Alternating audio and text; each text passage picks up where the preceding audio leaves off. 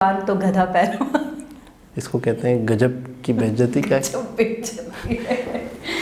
समझ रहे हो ना? समझ रहे हो? लेकिन इस पे आप हंस रही हूँ। मैं तो हक लगती पे हंस रही हूँ। वही बात है, क्या जरूरत थी as a chief guest invite करने की, और ये भी जा रहे हैं। असल में लॉजिक। अस्सलाम वालेकुम, नमस्ते, सत श्री अकाल। कैसे हैं आप लोग? उम्मीद करती हूँ ठीक होंगे, खुश होंगे। मैं हूँ हज़ीका अली और मेरे साथ हैं तारिक नियाज़ी। अस्सलाम वालेकुम, नमस्ते, सत श्री अकाल। उम्मीद करता हूँ ठीक होंगे, खुश होंगे। दोस्तों जहाँ रहें खुश रहें, माँ बाप का ख्याल करें, क्योंकि माँ बाप है तो सब कुछ है। आज की हमारी वीडियो है बहुत दुखी। हमारी वीडियो है खान सर से रिलेटेड मोस्ट रिक्वेस्टेड वीडियो से। स्टार्ट करते हैं अपनी वीडियो को। Let's start. Okay guys, video का टाइटल है Pakistan block friends ban on Pakistan France.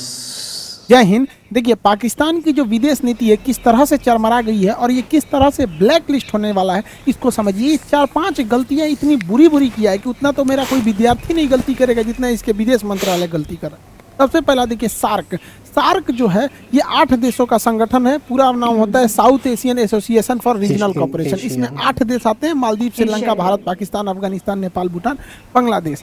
यही है सार्क जो देश देख रहे हैं, यही पहले अखंड भारत था। इसी से टूट के इतने बने हैं लोग। तो सार्क देश है। सार्क देश में सबसे पावरफुल जो देश है वो है आपका भारत है। लेकिन सार्क देश आपस में मिलके कई सारे व्यापार करते हैं, जिससे कि हम लोग आपस में छूट देते हैं कि हाँ, हम आपके सामान को लेंगे तो टैक्स कम लेंगे। पाकिस्तान की चरमराती अर्थव्यवस्था को देखते हुए वहाँ के विदेश मंत्री शाह महमूद कुरैशी ने सार्क देशों के मेजबानी करने की पेशकश की। भारत ने इसे ठुकरा दिया और कहा कि आतंकवाद के पनाहगार के यहाँ हम मेजबानी नहीं कर सकते। इससे इसको एक व्यापारिक लॉस हुआ है। ये बड़बोला है, कुछ भी बोल देता है, इसको कोई ठीक ठाक नहीं रहता है। अभी इसने क्या किया देखिए, ये लोग इतने बदतमीज टाइप के लोग होते हैं। आप इसकी देखिए, इनका संस्कार सीखिए। बताइए, ये सऊदी अरब के राजा से बात कर रहे हैं इस तरह से पैर सामने रख के। बताइए, ये संस्कार होता है यहाँ पर? क्या कीजिएगा, स्कूल कॉलेज कभी जाएंगे सब, नहीं तो क्या होगा। देखिए यहाँ पर ये कुर्ता पजामा पहना है, इसके सामने जूता रख दिया। ये राजा है और सऊदी अरब के कल्चर में जूता को बहुत बुरा माना जाता, बहुत बवाल हुआ था। इन लोग का ये कल्चर से मजबूर है। यहाँ देखिए, यहाँ आदमी बैठा है, इधर जूता करके बैठा हुआ है। और यही नहीं, ये महिला लोग का भी बहुत इज्जत करते हैं। देखिए, ये जूता है, यहाँ पे महिला बैठी है। बताइए, इस तरह का ये लोग के पास संस्कार होता है। ठीक हुआ कि कुर्ता पजामा पहना था, लुंगी पहना रहता तो ससुरा वैसे ही बैठता है यहाँ पर। इन लोग संस्कार विहीन हैं लोग। इन लोग से आप क्या उम्मीद कर सकते हैं? देखिए, इन लोग के ऊपर दुखती नस पर यूएनओ ने भी एक और नमक रगड़ दिया। यूएनओ की एक संस्था है counter terrorism committee. Counter terrorism committee का अध्यक्ष भारत को बनाया गया पूरे 2022 के लिए। 1 साल तक इस कमेटी का अध्यक्ष रहेगा। आप सोचिए, पाकिस्तान जो है पूरे दुनिया की जो सबसे ज़्यादा आतंकवाद का एक्सपोर्ट होता है वो पाकिस्तान से होता है। सामानों का तो चाइना से होता है, अब पाकिस्तान का होता है। अब पाकिस्तान को भारत की पूरी उद्देश्य रहेगी कि इसको FATA के ग्रे लिस्ट से उठा के ब्लैक लिस्ट में डाल। भारत इसमें कामयाब भी हो गया रहता, लेकिन तुर्की जो है, ये अर्दोगान, ये अपने को फरिश्ता समझता है। ये पकलोल कहीं का तुर्की की अर्थव्यवस्था को बर्बाद कर दिया। ये पाकिस्तान को बचा लेता था, अब की बार यही ग्रे लिस्ट में चला गया। तो अब मेरे चाचा को कोई नहीं बचा पाएगा। बेचारा चाचा गया मेरा ये ब्लैक लिस्ट में। और FATA कितना खतरनाक चीज़ है, बस इतना समझिए कि 1 महीना हुआ है तुर्की को FATA में ग्रे लिस्ट में आने। इसकी जो मुद्रा है लीरा, इतना भयानक गिरा है कि यहाँ कोई भी चीज़ डबल रेट का हो गया। एप्पल कंपनी अपना प्रोडक्शन को यहाँ पे बंद कर दी है। तो अब ये ब्लैक लिस्ट में जाने वाला है। तो आप देखते होंगे हालिया 1-2 महीने में पाकिस्तान के विदेश मंत्री या कुछ लोग भारत की बड़ी तारीफ कर रहे होंगे। लोग करेंगे क्यों नहीं, पिटाएंगे तब नहीं, इनको कचल के ही रखने लायक है। इन गधों ने क्या गलती किया देखिए ध्यान से। ये भांगड़ा नाच रहा है यहाँ पर। इस्लामिक ऑर्गेनाइजेशन के देशों में जाके कहता है कि भारत ने 370 जो हटा दिया गलत हुआ है, वहाँ के लोगों पे अत्याचार हो गया, वापस से 370 आना चाहिए। बताइए, इस भांगड़ा नाच वाले को कोई बताएगा कि 370 कभी भी अब वापस नहीं आ सकता है। सबसे बेस्ट डिसीजन था अब तक का मोदी जी का, जितने डिसीजन थे उसमें 370 को हटाने का। अब इन उल्टे बेचारा के ऊपर सुनिए क्या हुआ है। ये कह रहा था 370 में कश्मीर से 370 हटाने के लिए। कश्मीर में उल्टा मुस्लिम देश चले आए हैं सब। इस्लामिक ऑर्गेनाइजेशन कंट्री जो है OIC, उसमें 2 ही देश पावरफुल रखते हैं, एक सऊदी अरब और एक होता है UAE। UAE की कंपनी है ईमार ग्रुप। ईमार ग्रुप UAE में सबसे बड़े बड़े बिल्डिंग प्रोजेक्ट बनाए हैं। बुर्ज खलीफा दुनिया की सबसे ऊंची वर्तमान में जो बिल्डिंग है, इसको ईमार ग्रुप ने ही बनाया है। ये UAE की कंपनी है। ईमार ग्रुप अब कश्मीर में एंट्री कर दी है। इमार ग्रुप के आने से कश्मीर में उन लोगों ने अनाउंस किया है कि श्रीनगर में 5 लाख स्क्वायर फीट का ये मॉल बनाएंगे। इतना बड़ा मॉल भारत में केवल 5 ठो है, जिसमें एक ठो अब जम्मू कश्मीर में हो जाएगा, श्रीनगर में। इतना ज़बरदस्त ये लोग मॉल बनाएंगे। इस मॉल के बनने से अगर बताइए कश्मीर के इशू लेके अगर ये अरब देशों में जाएगा कि कश्मीर में समस्या है, ये है वो है, तो भारत कह देगा ना कि चलिए मुस्लिम देश जो है ना, इस्लामिक और ऑर्गेनाइजेशन कंट्री जो है वो इसी के देश में, बताइए वहीं की कंपनी है इमार ग्रुप, इन्हीं से पूछ लिए कोई प्रॉब्लम है। अभी कश्मीर में 6 लाख पर्यटक गए हैं सब 370 के हटने के बाद। हालांकि ये बहुत बड़ा आंकड़ा नहीं है, कश्मीर में ये करोड़ में जाने चाहिए पर्यटक। ये कश्मीर के लोगों का दुर्भाग्य है कि आतंकवादियों के वजह से उन बेचारों का बिजनेस बर्बाद होता है। आप देखिएगा कोटा में चले जाइए, वहाँ के लोग देखिए स्टूडेंट से उनकी आमदनी होती है। दिल्ली में जाइए मुखर्जी नगर, स्टूडेंट से। पटना आके देखिए स्टूडेंट से ही चाय की दुकान, सब्जी की, जिधर जिधर स्टूडेंट रहते हैं या जहाँ पर्यटक रहते हैं, पर्यटकों की वजह से लाखों की कमाई हो जाती है। अब देहरादून जाके देखिएगा कोई होटल खाली नहीं रहेगा। लोग शिमला में देखिए, तो श्रीनगर में आतंकवाद की वजह से वहाँ के लोगों का इनकम कम हो रहा था। तो अभी 6 लाख वहाँ पर टूरिस्ट घूमने गए थे और 18,000 करोड़ रुपए का इन्वेस्टमेंट हुआ है। सोचिए ये कश्मीर के लोगों के लिए कितना अच्छा बात है। हर भारतीय चाहता है कि वो लोग भी हमारे से कदम से कदम मिला के चले। अब जैसे अब सोचिए 5 लाख स्क्वायर फीट का अगर मॉल बनाना है, आप ही को अगर मान के चलिए कि पटना में हम ही को एक बिल्डिंग बनाना है, तो सीमेंट पटना से खरीदेंगे, बालू सीमेंट गिट्टी मजदूर सारा तो यहीं से ले आएंगे कि लुधियाना से उठा के लाएंगे, यहीं से ले आएंगे। तो ये जब इतना बड़ा मॉल बनाएगी तो कश्मीर के लोगों को हजारों की संख्या में रोजगार भी मिलेगा। अब इसके लिए पाकिस्तान बेचारा परेशान हो गया। वो गया था OIC के देशों में कि भारत की बदनामी करने, उल्टे ये लोग देखिए UAE के राजा भारत सरकार मोदी जी को क्या पहना रहे हैं, और UAE ने अपने यहाँ एक मंदिर बनाने का भी क्या दे दिया, अनुमति दे दिया। सब लोगों को मिलजुल के रहना चाहिए। UAE का एक बहुत अच्छा डिसीजन है, सबको मिलजुल के रहना चाहिए। पाकिस्तान केवल भारत के लिए दुश्मन नहीं है, ये पूरे मानवता के लिए दुश्मन है। देखिए अफगानिस्तान में अभी फूड क्राइसिस चल रहा है, वहाँ दवाइयाँ नहीं है, वैक्सीन नहीं है, पानी की किल्लत है, खाने की किल्लत है। तो भारत सरकार ने फ्री में अफगानिस्तान के लोगों को 50,000 टन गेहूँ ले जाने दिया था, लेकिन पाकिस्तान कह रहा है कि हम अपने यहाँ रास्ता नहीं देंगे। भारत ने कहा क्यों नहीं दोगे, दुनिया क्या कहेगी, तो कहा कि ठीक है, तो ट्रक पाकिस्तान का होना चाहिए। अब बताइए पाकिस्तान के ट्रक में हम अपना गेहूं पहले पाकिस्तान में उतारे और फिर पाकिस्तान का ट्रक भर के अफगानिस्तान ले जाएगा। बताइए मानवीय मदद में शर्त किस बात की। तो भारत सरकार ने कहा कि ऐसा कोई शर्त नहीं होगा। इसी में ईरान आगे आ गया। ईरान ने कहा कोई बात नहीं, अफगानिस्तान जाने का रास्ता अगर पाकिस्तान नहीं दे रहा है इंडिया को, तो इंडिया मेरे यहाँ चाबहार में आ जाए। चाबहार बंदरगाह ग्वादर से महज 72 किलोमीटर की दूरी पे, यहाँ चाइना बहुत डेरा डाला है। तो भारत यहाँ से 50,000 टन गेहूँ पहुंचा दिया काबुल में। पाकिस्तान चुपचाप देखते रह गए, पाकिस्तान को बाईपास कर दिया गया। आखिर अफगानिस्तान हमारा ही तो हिस्सा था, ये हम लोग की कमी है कि हम लोग इसे संजो के नहीं रख पाए, बिखर गया, वरना हमारा ही था ये अफगानिस्तान। डूरंड लाइन भारत और अफगानिस्तान के बीच में, पाकिस्तान के बीच में थोड़ी खींचे गए, अंग्रेजों ने उसे बांट दिया वहाँ पर। तो भारत वहाँ पर गेहूँ को 50,000 टन की खेप पहुँचाया है। देखिए कैसे गेहूँ को दिया जाता है, पानी वाली जहाज में ऐसे ऊपर से हॉपर खोल दिया जाता है, इसमें पूरा गेहूं भर दिया जाता है। बोरा में नहीं, पूरा इसे गेहूं भर दिया और वहां उतार लिया जाएगा। पूरी बड़ी सी जहाज में इसे लोड करके भेज दिया गया वहां अफगानिस्तान के लोगों को। इतनी भूखमरी है अफगानिस्तान के लोगों का, ये हाल हो गया है और इन पाकिस्तानियों को समझ में नहीं आ रहा है। मानवता शर्मसार हो गई है। ये हमारा ही हिस्सा था, अखंड भारत होके रहेगा।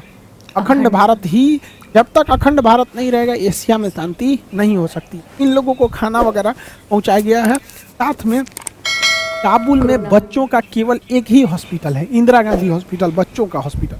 छोटे मासूम बच्चों को बीमारियां हो जाती है। तो पाकिस्तान वाले बम फोड़ने के सिवा डॉक्टर तो जानते नहीं है सब। तो यहाँ इन बच्चों के लिए भारत ने 2 टन दवाइयाँ भेजी है। सोचिए हम लोग 10 दिन का 15 दिन का दवाई खरीदते हैं, भारत ने 2 टन दवाइयाँ भेजी हैं इस बच्चों के लिए। इतना बड़ा हॉस्पिटल भारत ने बनाया है अफगानिस्तान के लोगों की। ये होती है मानवता। सलमा डैम बनाया, सहतूत डैम बनाया, वहाँ का संसद भवन बनाया, हॉस्पिटल बनाया, सड़कें बनाया अफगानिस्तान के लोगों के लिए। यहाँ पर भारत ने उन लोगों को 5 लाख कोरोना की वैक्सीन डाली है, जबकि पाकिस्तान वाले तो कहते हैं कि वैक्सीन मत लो, ये अमेरिका की चाल है, अमेरिका तुम्हारा दिमाग कंट्रोल कर लेगा। अरे पाकिस्तानियों, पैजामा में नाड़ा डालने के सिवा आता क्या है कि कोई तुम्हारा दिमाग हाईजेक करेगा? क्या जानते हो तुम लोग? लुंगी बांधना, पैजामा में नाड़ा डालना, बम फोड़ना, ताज होटल उड़ा दो, कश्मीरियों को बदनाम कर दो, इनका दिमाग पता नहीं कौन हाईजेक करेगा। दुनिया को फुर्सतें नहीं कर, नाड़ा डालेंगे पैजामा में, इनका दिमाग हाईजेक करके। तो ये अब सोचिए अफगानिस्तान के लोगों को बताना चाहिए कि तुम्हारे में कितनी बड़ी बाधा आ रही है, पाकिस्तान नहीं जाने देना चाह रहा है। तालिबान ने भारत की भी धन्यवाद कहा है कि हम भारत की मानवीय मदद की हम सराहना करते हैं। ये भारतीय मीडिया को चाहिए कि ये सवाल बहुत ज़ोर शोर से उठाए विश्व पटल पर कि इससे पाकिस्तान की थूथू हो और अफगानिस्तान भारत के लिए और करीब आ सके। तो भारत की मीडिया को ये सब पता थोड़े रहता है, वो तो खाली यही बताएगी, नमस्कार आज आपको बताते हैं देखिए राहुल गांधी ने नरेंद्र मोदी को दांते काट लिया। अरे सुना यही सब बतेबे करेगा इंडिया के मीडिया में, ये सब बात नहीं बताएगा। पाकिस्तान पगला गया है ससुरा। कि फरवरी में चाइना में विंटर ओलंपिक हो रहा है, इस विंटर ओलंपिक में चाइना ने ना मेरे चाचा को चीफ गेस्ट बन के बुलाया इसको चीफ अल्लाह मेहरबान तो गधा पहलवान। अजब हाल है भाई, अजब तेरी कुदरत, अजब तेरा खेल, छछुंदर के सर पे चमेली का तेल, वाह वाह। लेकिन इसको चीफ गेस्ट बनाया और ये गधा चीफ गेस्ट बन गया, जबकि इसे नहीं बनना चाहिए। चीफ गेस्ट बनना या विंटर ओलंपिक में भाग लेना, ये अमेरिका से खुली दुश्मनी हो जाएगी। रीजन क्या है कि अमेरिका ने चीन के, अमेरिका ब्रिटेन हो गया, अमेरिका हो गया, ऑस्ट्रेलिया हो गया, जापान हो गया, ये क्वाड वाले देश ने जो थे ये चीन के विंटर ओलंपिक का बहिष्कार किए। तो वहाँ एक टेनिस खिलाड़ी का रेप हुआ था, उसने बोल दिया तो उसी को उल्टे जेल में डाल दिया। तो अमेरिका भड़का हुआ है, इस पे भड़का है, चीन पे भड़का हुआ है। अब देखिए चीन जो है पाकिस्तान को बुला लिया है चीफ गेस्ट बना के, और रूस को भी बुला लिया उद्घाटन समारोह में। भारत को इसमें नहीं जाना चाहिए, लेकिन भारत फिर भी जा रहा है। तो खैर भारत साइड में बैठ के टुकुर टुकुर देख रहा है, क्योंकि भारत के लोग पढ़े लिखे हैं, जानते हैं कि पाकिस्तान कितनी बड़ी गलती करने जा रहा है। अब जरा देखिए, अमेरिका ने कहा है कि कोई भी देश विंटर ओलंपिक में न जाए। अच्छा, अगर जाएगा तो हमारा विरोध होगा। अच्छा, पाकिस्तान चीफ गेस्ट बन के चल गया और रूस भी चला आया। तो अमेरिका, रूस इधर ही भी गया है, रूस भी गया है, ये तो खुश है अदर ऑफ कोरोना। अब जरा समझिए, अमेरिका घुसियाया है, इंडिया खेल अमेरिका, रूस का तो कुछ बिगाड़ नहीं पाएगा अमेरिका, चाइना का भी कुछ नहीं बिगाड़ पाएगा। बच गया कौन? पाकिस्तान, इनको बर्बाद कर देगा। अब बताओ, आज तक जो बाइडेन ने इसको फ़ोन तक नहीं किया है, बताइए, एक फ़ोन कॉल नहीं किया। एक बच्चा भी रहेगा अगर पॉलिटिक्स का क्लास किया होगा मेरा, तो उसको समझ होगा कि अमेरिका से दुश्मनी लेना ठीक नहीं है। अब हथियार की सप्लाई इसको ज़्यादातर अमेरिका देता है, अमेरिका F-16 जहाज़ देता है इन लोग को, उनका पार्ट पुर्जा ही बंद कर दिया है। अब उड़ाएंगे कौन से भैया? वो मोटरसाइकिल और टेम्पू थोड़े है कि तनी मनी हिल डुल कर रहा है तब वो चलो, जहाज गिर जाएगा उन लोग का। लेकिन नहीं, बैल जाएंगे चीफ गेस्ट बन के। आप इतना कम दिमाग है इन सब का, क्या बताएगा। अभी भारत ने क्या किया, बहुत खतरनाक चाल चल दिया रीजन में, पूरी तरह पाकिस्तान को आइसोलेट करने के लिए। रीजन क्या है समझिए, अभी भारत ने फ्रांस को कहा है कि फ्रांस आप पूरे यूरोप के देशों को कहिए कि पाकिस्तान को हथियार न दे। फ्रांस कह रहा है ठीक है, फ्रांस अगर यूरोप के देशों को मना दिया कि तुम पाकिस्तान को हथियार की सप्लाई मत करो, तो पाकिस्तान पूरी तरह से पंगु हो जाएगा। और फ्रांस ये कर सकता है क्योंकि यूरोपीय यूनियन जो है वो यूरोपीय यूनियन का अभी अध्यक्ष है फ्रांस। यूरोपीय यूनियन में फ्रांस बहुत पावरफुल है, और अगर यूरोपीय यूनियन के अध्यक्ष से फ्रांस ने पास करा लिया कि पाकिस्तान को हथियार की सप्लाई न इटली करेगा न जर्मनी करेगा, कोई नहीं करेगा, तो पाकिस्तान का जितना एमुनेशन और पूरा उसके डिफेंस सिस्टम उसका रीढ़ टूट जाएगा। क्योंकि विंटर ओलंपिक को ज्वाइन करके ये जो बाइडेन से अपने बैर ले लिए है, वहाँ का हथियार ख़त्म। और अगर यूरोपीय यूनियन वालों ने बंद कर दिया तो इनका जो टैंक का इंजन आना है वो बंद हो जाएगा, हाई क्वालिटी के जो रडार हैं वो ख़त्म हो जाएंगे इनके अंदर का। जो मिराज जहाज़ है उसको फ्रांस रोक सकता है, रोक भी दिया है उसने। यहाँ पर जितने भी उनके जो बैटल शिप वगैरह हैं, हेलीकॉप्टर के इंजन वगैरह हैं, क्रूज मिसाइलें हैं, जो भी एमुनिशन हथियार हैं, ये सारी की सारी सप्लाई बंद हो जाएगा। अमेरिका बंद हो गया, अब पूरे यूरोप वाले बंद कर दिए, तो बचता है चाइना। रूस तो इनको देगा नहीं पाकिस्तान को। चाइना का हथियार आपको पिछले वीडियो में बताए थे कि चाइना के मिसाइल मारा तो मिसाइल लगा तो फटबे नहीं किया। आतंकवादी सब देखा, सब अरे मिसाइल गिरा है भागो, फटबे नहीं किया। अभी 3 दिन से, मतलब 1 हफ्ता से वैसे ही पड़ा हुआ है, नहीं फटा है यहाँ पर। अब आप कहेंगे कि फ्रांस ऐसा कर सकता है, तो फ्रांस तो कर सकता है। क्यों कर सकता है समझिए। यूरोपीय यूनियन जो है, यूरोप के देशों का अपना एक संगठन है। यूरोपीय यूनियन की अध्यक्ष का पद अभी फ्रांस के पास है, इसलिए सारा कमान इसी के पास है। यूरोपीय यूनियन में सबसे पावरफुल था ब्रिटेन, जो हट चुका है। अतः ब्रिटेन अब यूरोपीय यूनियन में है नहीं, ब्रिटेन हट चुका है। तो यूरोपीय यूनियन में केवल 2 देश शक्तिशाली हैं, फ्रांस और जर्मनी। फ्रांस और जर्मनी, इन दोनों का भारत से बहुत जमता है, और इन दोनों का पाकिस्तान से थोड़ा भी नहीं जमता है।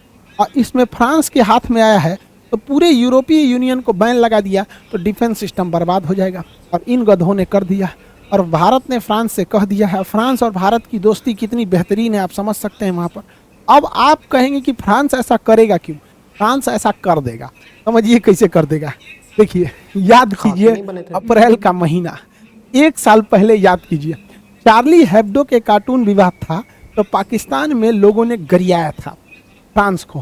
फ्रांस का प्रोडक्ट का बाइकआउट किया गया था पूरे अरब देशों में। किक आउट फ्रांस एम्बेसडर, इन्होंने अपने संसद से पाकिस्तान वालों ने पारित करा दिया कि फ्रांस के राजदूत को बाहर निकालो। बाद में पता चला कि पाकिस्तान में फ्रांस का कोई राजदूत नहीं रहता है। इस तरह से फ्रांस के राजदूत का, राष्ट्रपति का पुतला जलाया इन लोगों ने, चप्पल से रौंद दिया फ्रांस के राष्ट्रपति को। अब फ्रांस की जनता भी अपनी राष्ट्रपति से कह रही है कि पाकिस्तान से बदला लो। फ्रांस में इलेक्शन भी है, फ्रांस के पास पूरी अध्यक्षता का पद है। अब ये इन लोग को छोड़ेगा नहीं। इतना उत्पात मचाए थे ये लोग कि इस पर हम वीडियो भी बनाए थे अप्रैल में कि फ्रांस से पंगा लेकर फंस गया पाकिस्तान। पंचर साटने वाले पाकिस्तान ने राफेल बनाने वाले से क्या लिया? बदला लिया। अप्रैल में बनाए थे और इसमें बताए थे कि ये लोग किस तरह से बेवकूफ़ी कर रहे हैं। यहाँ स्पष्ट लिखा है बैनर पर कि बाइकआउट फ्रांस। यहाँ इमाम मैकरन का फोटो पे इसे काटा गया है। ध्यान से अगर देखेंगे यहाँ पर तो स्पष्ट लग रहा है कि ये फ्रांस का ही, पाकिस्तान का वीडियो है और लिखा भी है सारा पाकिस्तान का ही। हम उस समय भी 1 साल पहले भी पाकिस्तान को समझाए थे कि तुमको भारी पड़ेगा फ्रांस से दुश्मनी, लेकिन नहीं। हम इसी वीडियो में इन बच्चों को भी समझाए थे। आपको याद होगा ये वाला वीडियो, पूरे पाकिस्तान वालों में आग लगा दिया था। ये खान सर ने क्या बोल दिया ये आप देखेंगे। प्रूफ के लिए हम यहाँ रखे भी हैं, ललन टॉप का स्क्रीनशॉट है।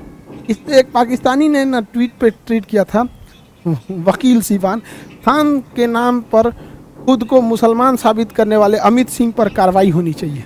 अरे भैया, हमारा पे कौन सी कार्रवाई करेगा? जज 4 जूता दे के भगाएगा।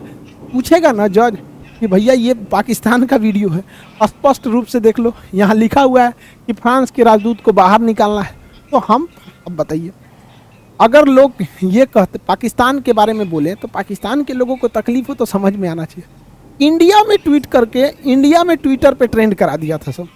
22 मई 2021 को देखिए 9 बजे रिपोर्ट ऑन खान सर, वाह, अलर्ट जारी किया गया था। इसलिए अब बताओ भैया, हम तो बोले थे पाकिस्तान को, तकलीफ हुआ किसी और को, अब फिर उन्हीं को बोल दो कि पाकिस्तानी हो तो गुस्सा भी लग जाता है। ये बहुत पुराना, हम 1 साल पहले भी हम समझाए थे इस बात को, वीडियो बना के भी, कि पाकिस्तान गलत कर रहा है। 1 साल पहले नहीं समझ में। अरे शिक्षक बहुत दूरदर्शी होता है। भारत में कहा जाता है शिक्षक कोई साधारण व्यक्ति नहीं, उसके गोद में निर्माण और विनाश दोनों पलता है। मेरे चाचा को क्या समझाए, इस साले को तो शादी ये करने से फुर्सत नहीं है। लेकिन कोई बात नहीं, हमारा जो काम था, हमारा बच्चों को पढ़ाना, हम पढ़ा दिए। लेकिन लोग हमको उल्टा सीधा बोले, कोई बात नहीं, भारत माँ का झंडा हमेशा बुलंद रहेगा, अखंड भारत होगा। जितने भारत के जो पाकिस्तानी कहते हैं सब ना भारत के टुकड़े होंगे, उन ससुरों से एक दिन भारत माँ के शेर का ना गोबर उठवाया जाएगा। तो ये सब क्या समझ आता है। अब एजुकेशन की बात करते हैं तो देखिए, चाइना ने एजुकेशन सिस्टम में 2 टीचर पॉलिसी लाया था। हम 2 टीचर पॉलिसी चाइना लाया था। अभी हम क्या किए, अपने एप्लीकेशन पे 3 टीचर पॉलिसी लाए चाइना को कम्पीट करने के लिए। वो एशिया का मरीज से राजा कैसे बना। हम लोग जैसे हम टॉपिक को पढ़ा दिए, अब हमारे बाद एक और टीचर है, उसको याद कराने के लिए, रिवीजन कराने के लिए। 3rd टीचर एक और रहेंगे जो बच्चों से क्वेश्चन करने के लिए। 3 टीचर पॉलिसी लाए हैं। अब भी वही पहले जैसा है। तो हम लोग को कम्पीट करना है। एशिया का मरीज था चाइना, एजुकेशन में आगे बढ़ गया, और वही एजुकेशन नहीं रहेगा तो इन्हीं सब की तरह बैल हो जाएंगे। हम लोग भी बेवकूफ़ी करने लगेंगे यहाँ पर। तो हम लोग को ऐसा बेवकूफ़ नहीं बनना है। आई होप आप सब समझ गए होंगे। एप्लीकेशन वाले जितने क्लास है रनिंग है उसको ले लेंगे। अभी नए बैचेज भी बहुत ज़्यादा एप्लीकेशन पे है, वहाँ देखेंगे, मिल जाएगा। आई होप आपको ये टॉपिक समझ में आएगा और समझ सकते हैं कि इंटरनेशनल रिलेशन कितना खतरनाक होता है। एक गलती पाकिस्तान ने किए थे, अभी बहुत भुगतना पड़ेगा फ्रांस के बाद। आई होप आप इसे समझेंगे। मिलेंगे नेक्स्ट क्लास में। जी जनाब। सबसे पहले तो अल्लाह मेहरबान तो गधा पैरो, इसको कहते हैं गजब की बेइज्जती। क्या समझ रहे हो ना, समझ रहे हो, समझ रहे हो। लेकिन इस पे आप हंस रही हूँ। मैं तो हक लगती पे हंस रही हूँ। मेरी बात है, क्या जरूरत थी as a chief guest invite करने की, और ये भी जा रहे हैं। असल में लॉजिक समझनी चाहिए कि क्या नुकसान हो सकता है। अच्छा अमेरिका ने, अच्छा यूएस से कोई भी दुश्मनी नहीं लेता। अच्छा अमेरिका ने बात बोल दिया कि कोई पार्टिसिपेट ना करे, ये बोल कर दिया। अच्छा सबसे पहले तो आते हैं शाह महमूद कुरैशी से। शाह महमूद कुरैशी का जो ये बड़ा पिछले दिनों वायरल हुई है वीडियो, इमेजेस इनकी बाकायदा। और अच्छा इन्होंने माफ़ी मांगी, आपको पता है? बहुत वायरल हुई थी ये। और आपको पता है इनका बैकग्राउंड क्या है? क्या है? ये कौन है? ये लोग कौन है? शाह महमूद कुरैशी लोग ये ख़ानदानी जद्दी पुश्ती पीर है, यानी कि एक होता है ना बाप दादा से चलता हुआ सिलसिला होता है, सिलसिला हाँ, सिलसिला मुर्शिदी का, मुझे वो ठीक है ना, मुर्शिदी का। और इसका ये इनके लाखों करोड़ों मुरीद हैं, जाहिल लोग, अनपढ़ लोग, गांव देहाती लोग। ये इनकी ऐसी ऐसी वीडियोस भी हैं, तस्वीरें भी हैं कि ये मोबाइल में लगे हुए लोग इनके पैर चूम रहे हैं, इनको आप मतलब इनको चूम चूम के, इनके हाथ को चूम चूम के लाइनें लगी हुई हैं, हज़ारों सैकड़ों लोगों की। शाह महमूद कुरैशी यूँ बैठे हुए, लोग इनका हाथ चूम चूम के जा रहे हैं। अच्छा, ये पीर थे? पीर थे नहीं, इनका नस्ल पीरी का सिलसिला है, लेकिन ये बेसिकली पीर हैं। और सियासत में भी हैं, ठीक है ना। तो इनका एक ये सिलसिला है। तो अच्छा, इनकी हर तस्वीर में, जितनी तस्वीरों में भी ये टांग ऊपर करके बैठे हुए, तो आप इनका कुछ स्टाइल ही है ये। आपने नोट किया कितना तकब्बुर है इस तरह के बैठने में, यानी कि आपने इनका एटीट्यूड देखा। जबकि सऊदी अरब के जो आए थे शहजादे, तो वो बैठे हुए हैं, हालांकि वो कहाँ हैं, हमारी क्या हालत है, हमारी क्या कंडीशन है, वो ठीक है ना। एक स्नैप में आपने देखा, उन्होंने इंडिकेट करा कि ये राजा हैं, ठीक है ना। तो उनकी क्या कंडीशन है, हमारी क्या कंडीशन है। तो इनके बैठने में ये तकब्बुर लग रहा है इनके बैठने में। मुझे बड़ा बुरा लगा था इनका बैठने का स्टाइल। अच्छा, कि ऐसा लग रहा था पता नहीं क्या है। ये अभी बहुत वायरल हो गया और इसके ऊपर मतलब लोगों ने बहुत ज़्यादा मतलब इनको तनकीद का निशाना बनाया। लेकिन ये एटीट्यूड इनका अभी से नहीं है।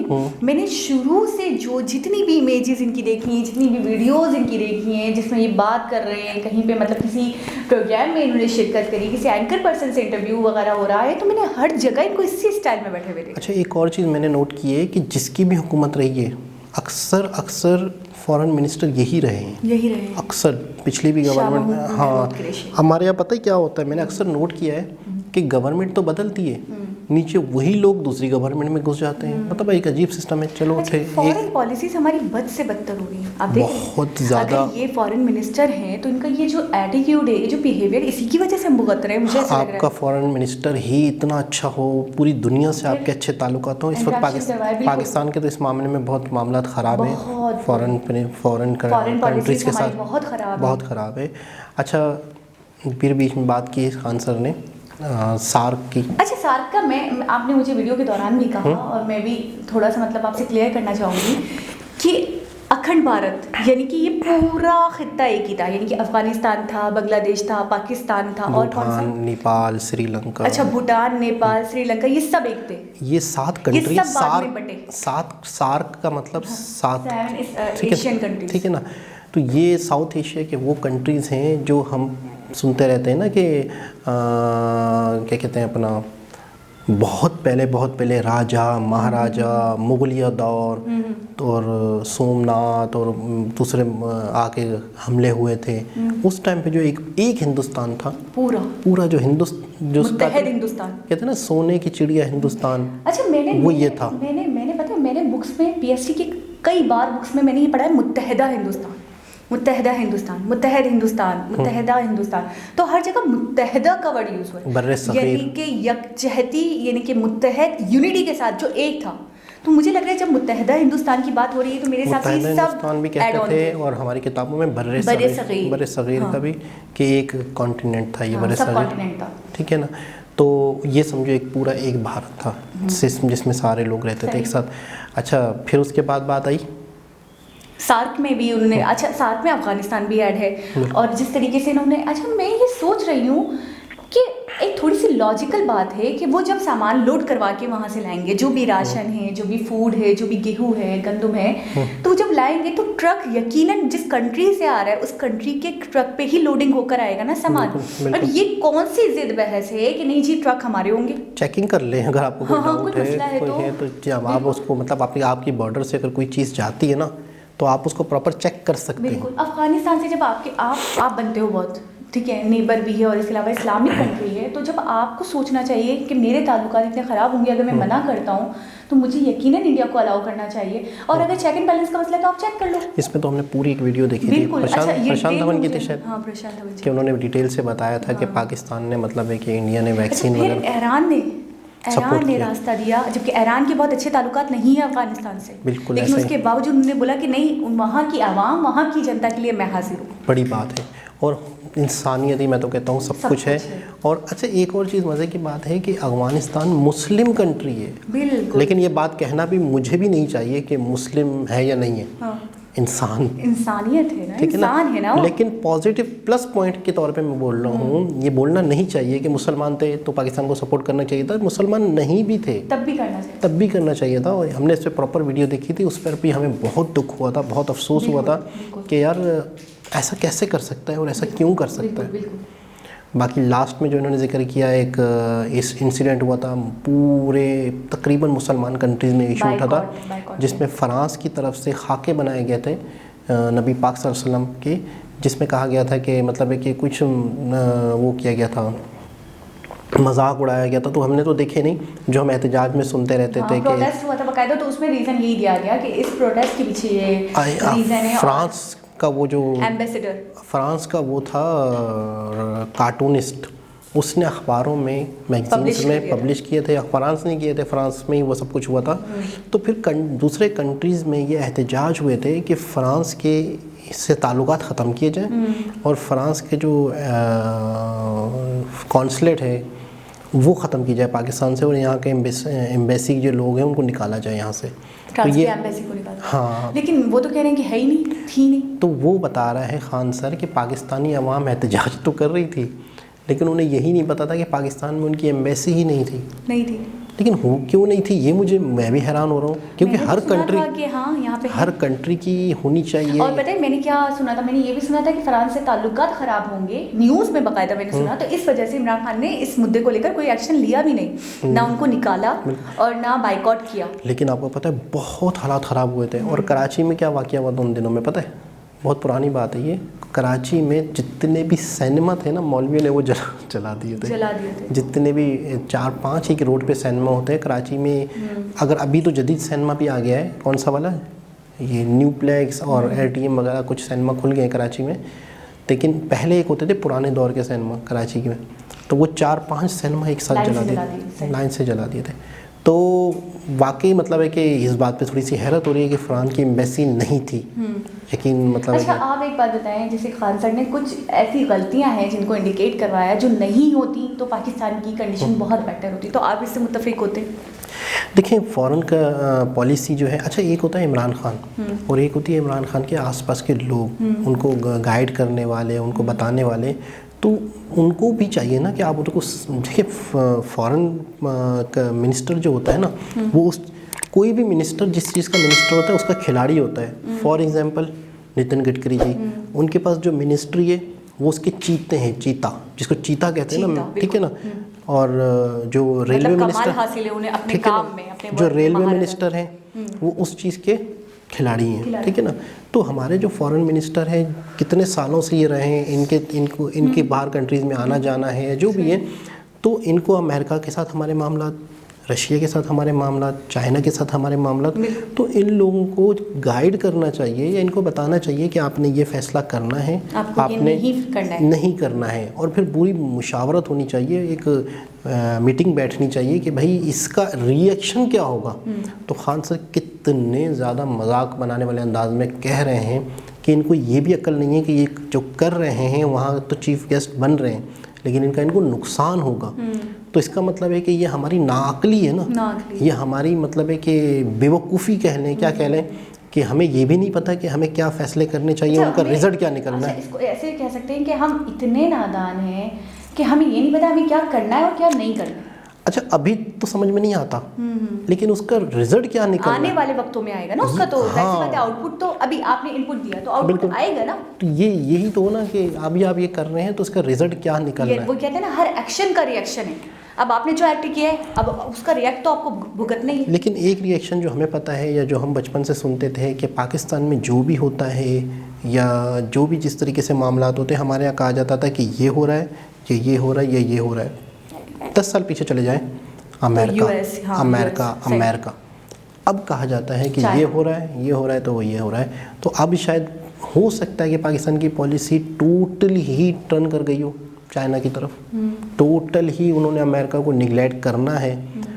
अगर अमेरिका या फ्रांस या यूरोपीय यूनियन या जो पूरी दुनिया को चलाने वाले जो देश हैं फ़िलहाल, जिनका असर पूरी दुनिया पे पड़ता है, तो उनसे अगर कटेगा पाकिस्तान तो आइसोलेट हो जाएगा, तकलीफ़ें आएंगी। पहले पाकिस्तान बहुत तकलीफ़ों में है, महंगाई में है, तो मज़ीद तकलीफ़ें आएंगी। अच्छा, यानी आप ये कहना चाह रहे हो कि हर दौर में पाकिस्तान एक कठपुतली की तरह है, उसके पीछे कोई ना कोई सुपर पावर रही है और वो उसे चला रही है, और वो जो कहती है वो ही करता है, प्रेशराइज्ड रहता है। आप कह सकते हैं, लेकिन अब मेरे ख्याल में शायद ये फैसला इमरान खान का और बहुत सारी चीज़ें और भी बहुत सारी न्यूज़ ऐसी हैं जिनको देखते हुए मैंने जो समझता हूँ कि शायद अब पाकिस्तान जो है अमेरिका का जो असर है ना वो कम कर रहा है, मतलब कम ले रहा है। उनकी जो प्रेशर है वो अब नहीं ले रहा शायद। वैसे बहुत ही उम्दा वीडियो, बहुत इन्फॉर्मेशन थी और जो भी चीज़ें थी बिल्कुल फैक्ट के ऊपर मुनस्सिर थी। मुझे याद रहेगा अब हंस रही थी, किस बात पे हंसी थी? वो अल्लाह मेहरबान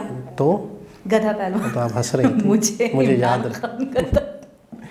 खैर दोस्तों, दोबारा किसी और वीडियो के साथ आपसे मुलाकात होगी, जब तक के लिए अल्लाह हाफ़िज़।